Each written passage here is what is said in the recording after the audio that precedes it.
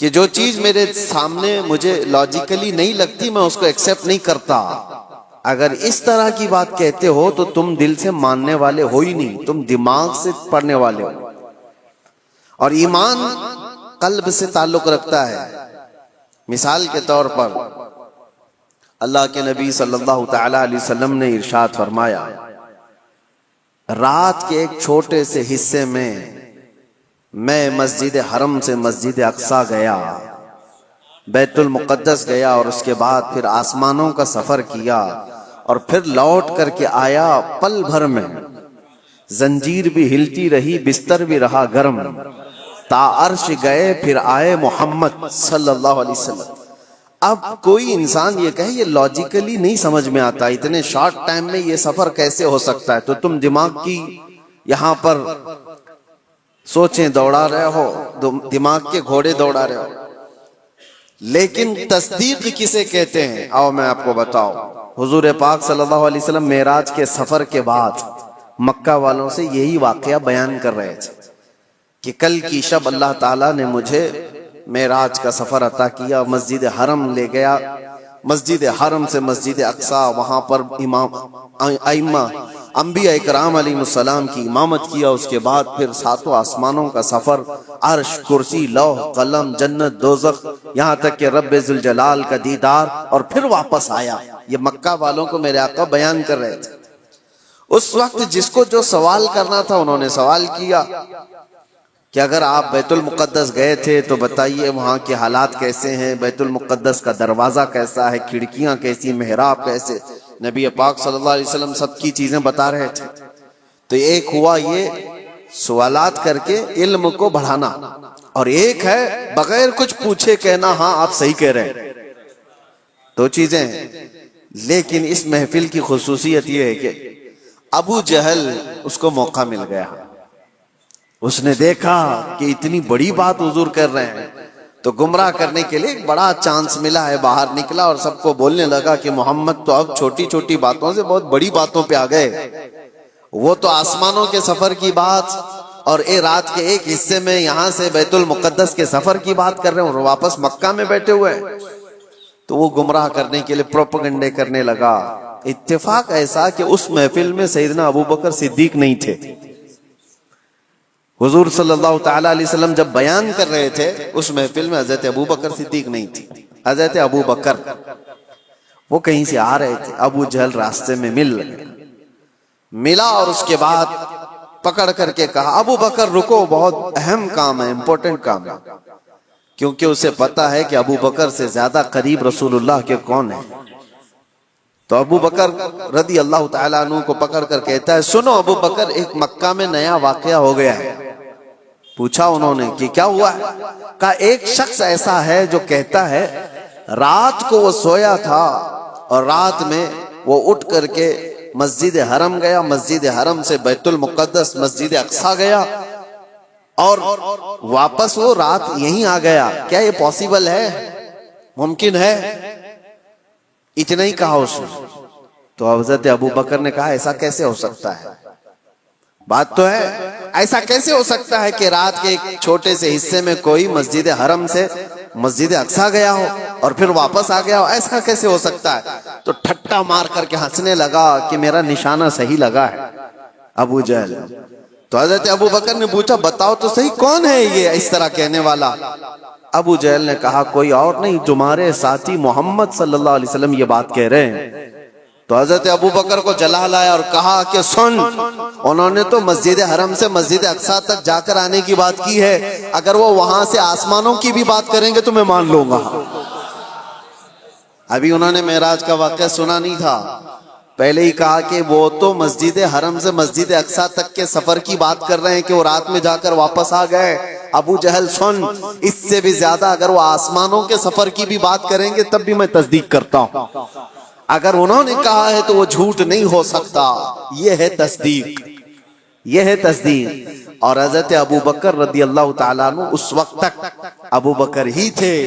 جیسے ہی یہ واقعہ ہوا اور محفل رسول میں تشریف لائے تو نبی پاک صلی اللہ تعالیٰ علیہ وسلم نے آپ کو صدیق کہہ کر کے پکارا تھا.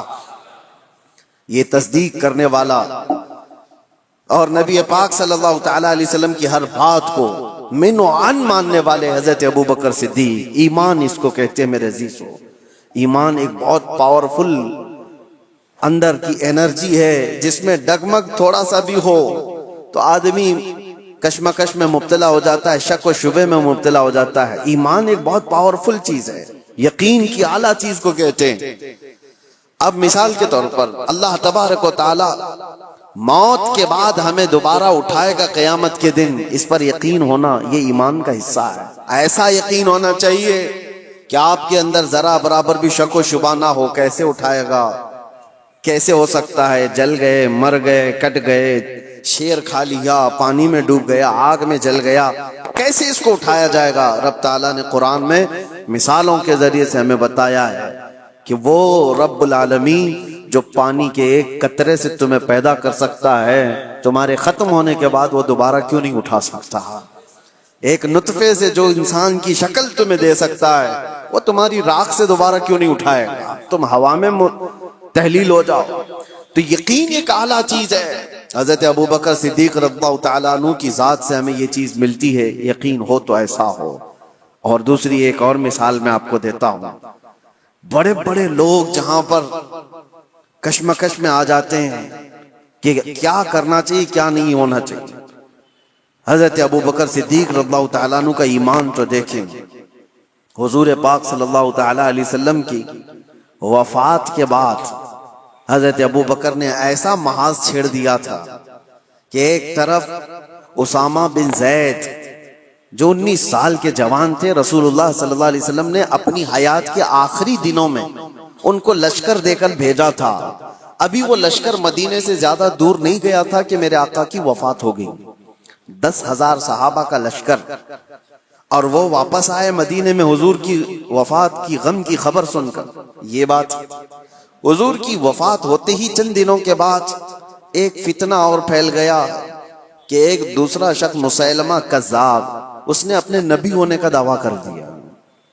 حضور کی وفات کے بعد اس نے نبوت کا دعویٰ کر دیا اور اس نے اپنی ایک جماعت بنا لی.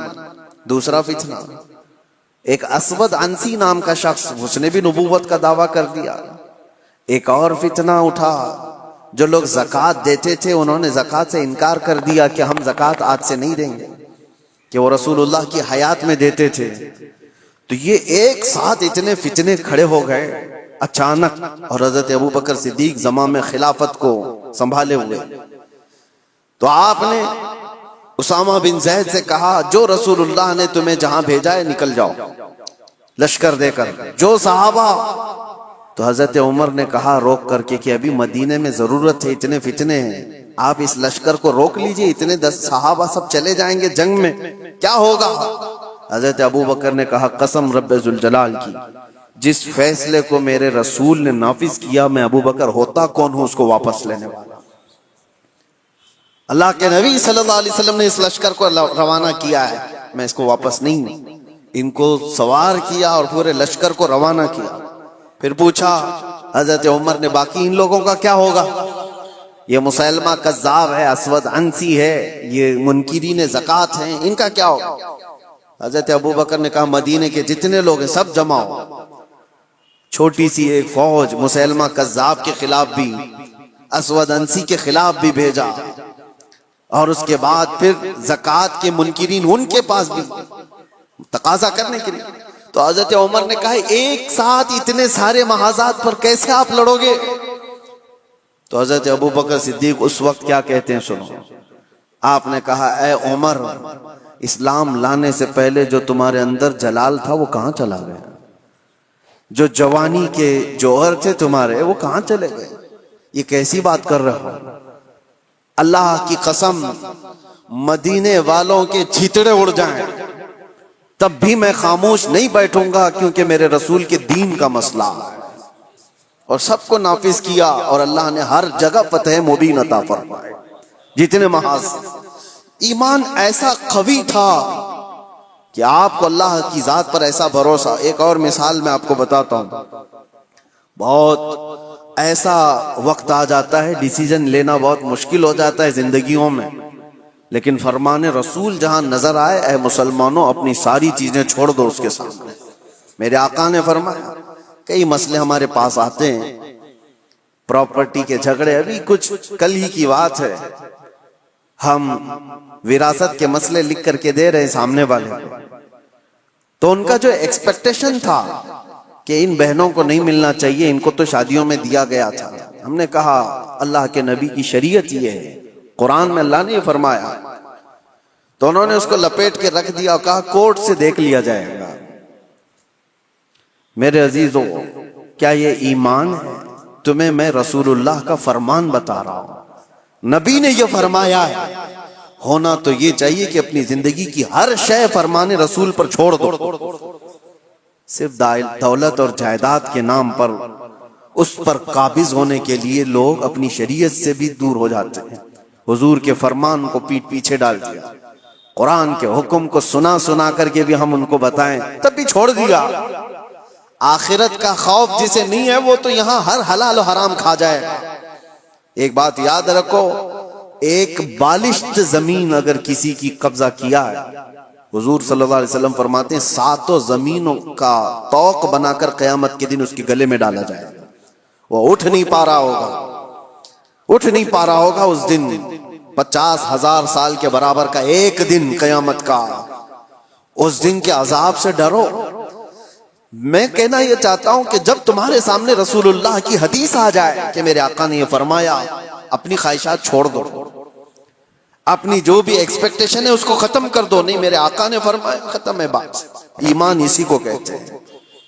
میں بتا رہا تھا سیدنا ابو بکر صدیق کے بارے میں، حدیبیہ کا موقع ہے، نبی پاک صلی اللہ علیہ وسلم 1400 صحابہ کو لے کر مدینے سے نکلے مکہ عمرہ کرنے کے لیے، لیکن حالات ایسے تھے کہ مکہ والے عمرہ کرنے نہیں دے رہے تھے، روک دیا 35 کلومیٹر دور مکہ سے دور کہ آپ لوگ عمرہ نہیں کر سکتے، اور جنگ کرنے پر تلے ہوئے تھے مکہ والے، اس وقت تھوڑا طاقت میں تھے۔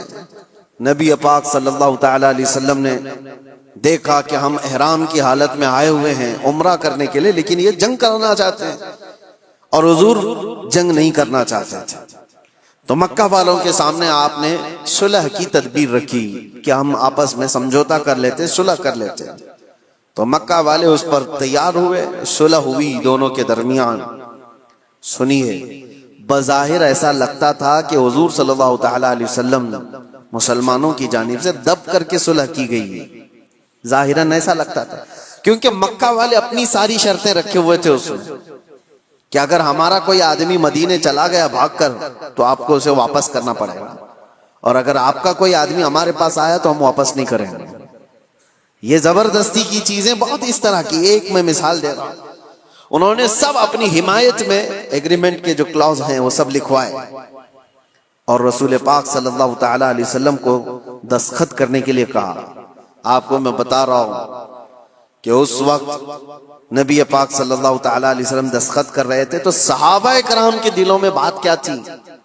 سب یہ دیکھ رہے تھے کہ یہ مکہ والے کیسے ہم کو جھکا رہے ہیں، ہم تو جنگ بھی کر سکتے ہیں، جب ہم 313 تھے تب نہیں ڈرے، آج 1400 کی تعداد میں 313 نکلے تھے بدر میں، اور یہ 6 ہجری کے بعد کی بات ہے، جنگ بدر تو 2 ہجری میں ہو گئی تھی، 4 سال کا جنگوں کا انوبھو بھی تھا، تجربہ بھی تھا، صحابہ کہتے نہیں ہم لڑ لیں گے ان سے اور مکہ میں جا کر عمرہ کریں گے، کون روک سکتا ہے، لیکن حضور فرما رہے تھے نہیں، صلح کرنا ہے۔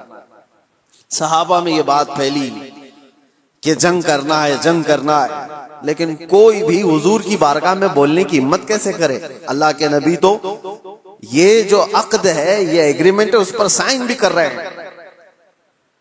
تو اس کے بعد اب جو بات مجھے عرض کرنی ہے اس حدیبیہ کے موقع پر وہ میں بتاتا ہوں۔ حضرت عمر صحابہ کے پاس جا کر کے کہہ رہے تھے کہ چلو بولتے ہیں رسول اللہ کی بارگاہ میں کہ آپ جنگ کی اجازت دیں ہمیں، ہم ان کے پرخچے اڑا دیں گے، ان کے ساتھ ایسی جنگ کریں گے کہ یہ ہمیشہ یاد رکھیں گے کہ اللہ کے گھر سے ہم کو روکا ہے، آج ہم طاقت میں۔ حضرت عمر کے اس بات پر صحابہ جمع بھی ہو رہے تھے۔ پھر آخر میں حضرت عمر کہاں آئے؟ حضرت ابو بکر کے پاس۔ حضرت ابو بکر بھی خاموش بیٹھے ہوئے تھے کہ رسول اللہ نے فیصلہ لے لیا ہے تو اب کیا ہے؟ صحابہ نافرمانی نہیں کر رہے تھے، بلکہ وہ انتظار کر رہے تھے شاید وہی آ جائے گی اور حکم بدل جائے گا، اللہ کی طرف سے کوئی حکم آ جائے کہ جنگ کرو، ہم کریں گے، اس انتظار میں صحابہ تھے۔ پھر حضرت عمر جاتے ہیں کہاں پر؟ حضرت ابو بکر کے پاس۔ حضرت ابو بکر سے کہتے ہیں ابو بکر نہیں دیکھ رہے تم حالات کیسے ہو گئے؟ مکہ والے ہم پر حاوی ہوتے جا رہے ہیں، غلبہ پا چکے ہیں اور ہمیں جھکا کر کے صلح کرا رہے ہیں، اور رسول اللہ صلی اللہ علیہ وسلم ایسے وقت ان کے ساتھ صلح کی دستخط کر رہے ہیں۔ ابو بکر چلو، آپ کی بات رسول اللہ ٹالتے نہیں۔ تو یہ بولے جا رہے تھے، حضرت ابو بکر سنتے رہے۔ اس کے بعد جانتے ہو حضرت ابو بکر پلٹتے ہیں اور اتنے جلال کے ساتھ حضرت عمر کے کندھوں کو پکڑ کر جھجھوڑ دیا اور کہا الزم غرضک یا عمر، اے عمر ہوش میں رہ کر کے بات کرو، تم کس کے لیے بات کر رہے ہو؟ وہ اللہ کے رسول ہیں، انہوں نے جو فیصلہ لے لیا، دنیا ٹل جائے ابو بکر اس کے خلاف نہیں جا سکتا۔ سارے صحابہ کے دلوں میں بات یہ تھی کہ جنگ کی اجازت مل جائے، جنگ کی اجازت میں۔ حضرت ابو بکر کا جلال یہ تھا کہ عمر جو رسول اللہ فیصلہ لے رہے ہیں وہ اللہ کے نبی ہیں، آگے کا دیکھ کر کے فیصلہ لے رہے ہیں، اس کے خلاف نہیں جا سکتے۔ حضرت عمر کہتے ہیں اس وقت میں جوش میں یہ سب چیزیں کر رہا تھا، لیکن ابو بکر کی شکل دیکھ کر کے پھر مجھے اندازہ ہو گیا ایمان کسے کہتے ہیں، ایمان کسے کہتے ہیں۔ نبی پاک صلی اللہ تعالی علیہ وسلم نے جو فرما دیا اس کے بعد پھر ٹس سے مس نہ ہونا، یہ ایمان کی علامت ہے۔ حضرت عمر توبہ کر گئے، پیچھے ہٹ گئے۔ ایسا نہیں ہے کہ جا کر کے پھر صحابہ کو انہوں نے جمع کیا اور حضرت ابو بکر کی بھی بات ٹال دی، نہیں، انہیں احساس ہوا کہ حضرت ابو بکر نے اس دن جو فیصلہ لیا ہے وہ رسول اللہ کی بات پر لیا۔ اور پھر دیکھا بھی سارے صحابہ نے، صلح تو ہوئی تھی، 1 سال یہ ایگریمنٹ مکہ والے چلا نہیں سکے۔ دوسرے سال میرے آقا صلی اللہ تعالی علیہ وسلم 10,000 صحابہ کو لے کر مکہ تشریف لائے تھے، اور بغیر جنگ و جدال اور قتل و قتال کے مکہ فتح ہو چکا تھا۔ اور اس دن جو مکہ فتح ہوا آج تک اس کی روشنی اور اس کی برکتیں مکہ میں موجود ہیں۔ ہاں، 1 سال پہلے صلح پر حضور نے جو دستخط کی تھی اس کا اثر آج تک بھی ہے۔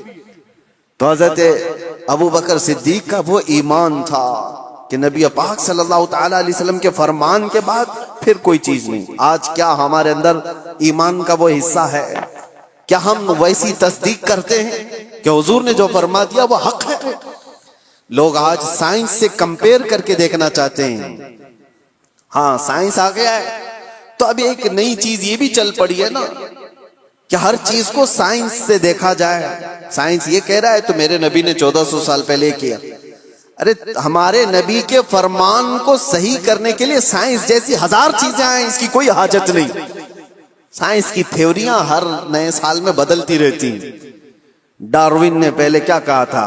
انسان بندروں کی اولاد، بندروں سے یہ ارتقاء یعنی ڈیولپ ہوتے ہوتے پھر انسان بن گیا۔ اس کے بعد اس نظریے کو، اس فارمولے کو رد کر دیا گیا 100 سال بعد۔ اس کے بعد پھر کئی سائنٹسٹ ایسے آئے جنہوں نے ایک تھیوری پیش کی، اس کو بعد میں چل کر کے ختم کر دیا گیا، اس کے خلاف دوسرے سائنسدان کی تھیوری قبول کر لی گئی۔ یہ تو سائنس میں چلتا رہے گا۔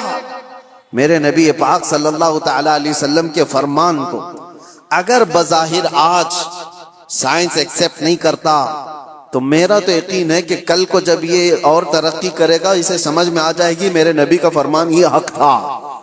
ابھی کل ہی کچھ پرسوں کی بات ہے، کچھ نوجوان پڑھے لکھے وہ کہہ رہے تھے کہ زمین ساکن ہے یا حرکت کر رہی ہے، روٹیشن میں ہے۔ سائنس تو یہی کہتا ہے کہ زمین روٹیشن میں ہے، خود اپنے اطراف گھومتی ہے تو 24 گھنٹے ہوتے ہیں، اور سورج کے اطراف پورا چکر لگاتی ہے تو 365 دن ہو جاتے ہیں۔ یہ سائنس کی ایک تھیوری ہے، ارتھ روٹیشن۔ اس نظریے کو ابھی تک تو سائنس لے کر کے چل رہا ہے، اور نوجوانوں نے ہم سے کہا تھا کہ قرآن میں اور حدیث میں کیا ہے اس کے سلسلے میں۔ اعلیٰ حضرت امام اہل سنت فاضل بریلوی رحمۃ اللہ تعالی علیہ نے اس کے خلاف میں لکھا ہے، اور کتاب ہے پوری الفوز المبین در رد حرکت زمین۔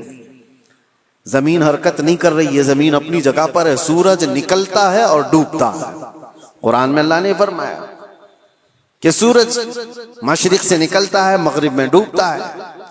تو یہ تو بات ہوئی، میں اس کی تحقیق میں آپ سے بات نہیں کر رہا کہ یہ میرا موضوع نہیں ہے کہ سورج کہاں سے نکلتا ہے، کب نکلتا ہے، سال میں کتنی جگہوں سے نکلتا ہے اور کہاں ڈوبتا ہے، اور سائنس اس کو کیا کہتا ہے، اور ارتھ روٹیشن کے بارے میں تفصیلات آپ اس علم کے ماہرین سے معلوم کریں۔ لیکن میں یہ کہتا ہوں نوجوانوں سے، جب تمہارے پاس ایسی دو چیزیں آئیں، یہ تو ایک مثال کے لیے کہہ رہا ہوں، تم سامنے دیکھ رہے ہو کہ سائنس کی تھیوری یہ ہے، انہوں نے یہ چیز پیش کی ہے، اور ایک طرف فرمان مصطفیٰ ہے، نبی کونین صلی اللہ تعالی علیہ وسلم ہے، تو اے نوجوانوں بتاؤ ایمان کسے کہتے ہیں؟ حضور پاک کی بات کو آنکھ بند کر تسلیم کر لینا، یہ اس یقین کا نام ایمان ہے، یہ ایمان ہے۔ آپ کو پتہ ہے یہ ترقیاں تو بہت بعد میں ہوتی آئیں، تو صحابہ کیسے ایمان لائے؟ قرآن میں ایک آیت ہے، اللہ تعالیٰ فرماتا ہے اذا اخرج یدہ لم یکد یراہ، یہ 18ویں پارے سورہ نور کی آیت ہے، ظلمات بعضها فوق بعض، یعنی ایک علاقہ، ایک جگہ ایسی ہے اندھیریوں پہ اندھیریاں، اندھیریوں پہ اندھیریاں، سورج کی ایک کرن بھی وہاں پر نہیں ہوتی، اگر کوئی آدمی ہاتھ بھی نکالے تو ہاتھ بھی نہیں دیکھ سکتا۔ لیکن 18ویں صدی کے بعد ایک ایسا شخص جس نے اوشین کا، سمندر کا سفر کیا، اس نے سمندروں کے بیچ میں ایک جگہ ایسی پائی جہاں پر بہت گھٹا ٹوپ اندھیری، اتنا اندھیرا ہے کہ ہاتھ بھی نہیں دکھتا۔ اس نے اپنے سفر کے بعد آ کر یہ واقعہ بیان کیا، میں نے دنیا میں ایک ایسی جگہ دیکھی جہاں مکمل طور پر اندھیرا ہے، ایسا اندھیرا کہ وہاں کوئی شے کی اجالا بالکل بھی نہیں ہے۔ تو اس کو کسی عالم نے کہا یہ تو قرآن میں اللہ کے نبی صلی اللہ تعالی علیہ وسلم نے جو آیت پڑھی ہے، اللہ کا حکم بیان کیا ہے، یہ موجود ہے۔ اب سنیے، اس سائنٹسٹ نے پوچھا اچھا یہ تو 18ویں صدی کی ترقیاتی زمانے میں میں نے یہ انکشاف کیا ہے، ایکسپلور کیا ہے، یہ بات پہلے سے کیسے آ سکتی ہے؟ اس نے پوچھا ہو سکتا ہے محمد صلی اللہ تعالی علیہ وسلم سمندروں کا زیادہ سفر کرتے ہوں گے، کبھی اس سفر کے دوران انہوں نے بھی دیکھ لیا ہوگا آج سے 1400 سال پہلے، اور انہوں نے بیان کر دیا ہوگا قرآن میں۔ تو حیرت کی بات ہے میرے عزیزوں، مفسرین نے اس سے بتایا کہ تعجب کی بات یہ ہے میرے عزیز، میرے نبی صلی اللہ تعالی علیہ وسلم کی عمر مبارک 63 سال کی تھی ظاہری، اور پورے 63 سال کی ظاہری عمر میں ایک بار بھی حضور سمندر کے پاس نہیں گئے، سفر تو دور کی بات ہے، سمندر پر نہیں گئے حضور، اور سمندروں کے بیچوں بیچ موجود چیز کی خبر دے رہے ہیں۔ اس نے کہا تب پھر ایسی خبر دینے والا یہ انسانی خبر دینے والا نہیں ہے، یہ تو پھر اسی کی خبر ہوگی جس نے یہ پیدا کیا ہے۔